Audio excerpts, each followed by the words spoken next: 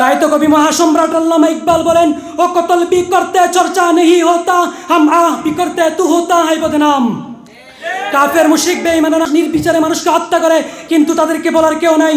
আর আজকে আমরা আহ শব্দ উচ্চারণ করলে আমাদের উপরে নেমে আসে অত্যাচারের স্টিম রুলার। প্রিয় উপস্থিতি, এই পর্যায়ে বক্তব্য নিয়ে মঞ্চে আসছেন ভাই মোহাম্মদ মাহমুদ হাসান। বক্তব্য নিয়ে মঞ্চে আসছেন শরহে বেকায়া জামাতের ছাত্র মাহমুদ হাসান। তার বিষয়বস্তু হলো জঙ্গিবাদের নানা নাটক মঞ্চস্থকরণ।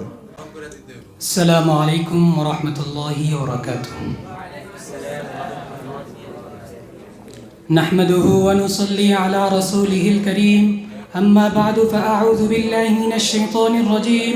বিসমিল্লাহির রাহমানির রাহিম। قل إنني هداني ربي إلى صراط مستقيم دينا قيما ملة إبراهيم حنيفا وما كان من المشركين। الحمد لله।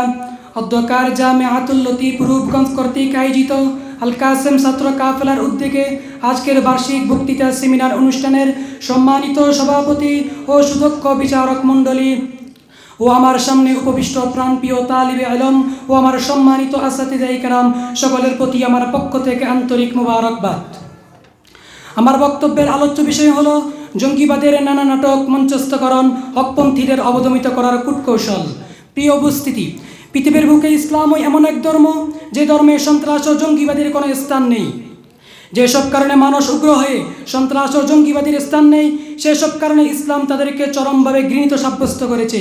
মহান রব্বুল আলামিন কুরআনে কারিমে ইরশাদ করেন, قل إنني هداني ربي إلى صراط مستقيم دينا قيما ملة إبراهيم حنيفا وما كان من المشركين।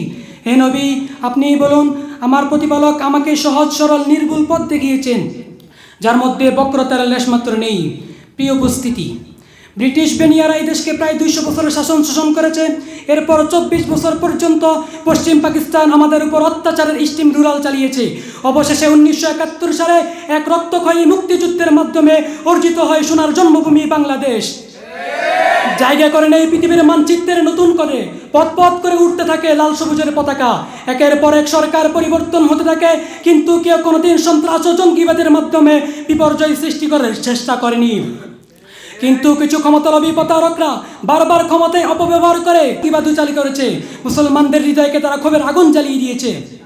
প্রিয় উপস্থিতি, বিশেষ করে আজকে বড় বড় ইহুদি জাতি যখন নানা আয়োজন করেও ইসলামের পূর্ণ জাগরণকে রোধ করতে পারছে না, তখন তারা খ্রিস্টান ও কাফেরদের সাথে কাঁধে কাঁধ মিলিয়ে ইসলামের নামে বোমাবাজি ও সন্ত্রাসবাদী চালু করেছে। ইসলামপন্থীদেরকে অবদমিত করার কূটকৌশল তৈরি করেছে। আমার দেশ পত্রিকার সূত্রে জানা যায়, ভোলা জেলার গ্রিন ক্রিসেন্ট এনজিও অফিস থেকে কিছু অস্ত্র উদ্ধার করে চালিয়ে দেওয়া হয় কওমি মাদ্রাসার নামে। 2009 সালে একই জেলার অত্যাধুনিক ডিজাইন কমপ্লেক্স থেকে কিছু অস্ত্র উদ্ধার করে চালিয়ে দেওয়া হয় আলেম উলামাদের নামে। ময়মনসিংহের 4টি সিনেমা হলে অস্ত্র লাগায় সন্ত্রাসীরা আর চালিয়ে দেওয়া হয় আলেম উলামাদের নামে।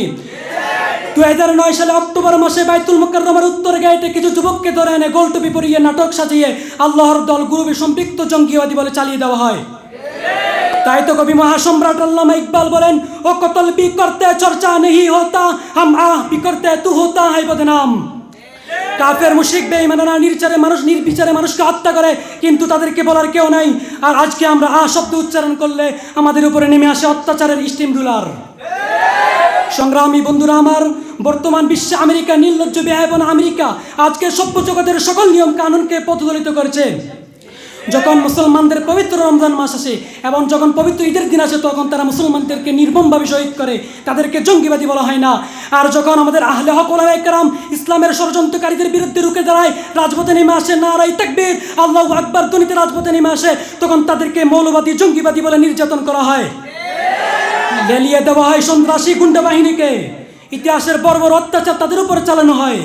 সংগ্রামী বন্ধুরা আমার, আজকে আমেরিকা জঙ্গি উত্থানের নানান রোগ সাজিয়ে আফগানিস্তানের মুসলমানদেরকে হত্যা করেছে, ইরাকের মুসলমানদেরকে হত্যা করে দাজলা নদীতে ভাসিয়ে দিচ্ছে, লিবিয়া সহ একের পর এক মুসলিম দেশ দখল করেছে, মধ্যপ্রাচ্যের তেল গ্যাসগুলো চুরি করেছে।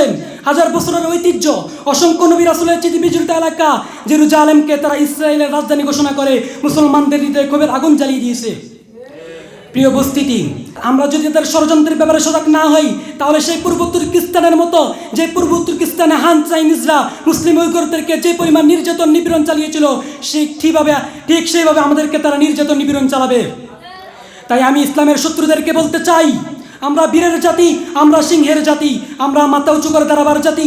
আমাদের আহলে হক উলামায়ে কেরামের গায়ে যদি কোনো কালো হাত অগ্রসর হয়, খোদার কসম করে বলতেছি, সেই কালো হাতকে আমরা ভেঙে টুকরো টুকরো করে দিব। তবু ইসলাম ও মুসলমানদের নামে কোনো ধরনের ষড়যন্ত্র বরদাস্ত করব না। পরিশেষে আমি আমার বক্তব্য শেষ করতেছি একটি শেয়ারের মাধ্যমে। ये तुम्हारे माल दौलत ये तेरा शाही महल, या वो तुझको छोड़ देगा या उसे छोड़ेगा तू। आज तेरे माल दौलत शान शौकत सब तू है, आँख बंद कर देख ले लो फिर कौन साथ है। अस्सलामु अलैकुम व रहमतुल्लाहि व बरकातुहू।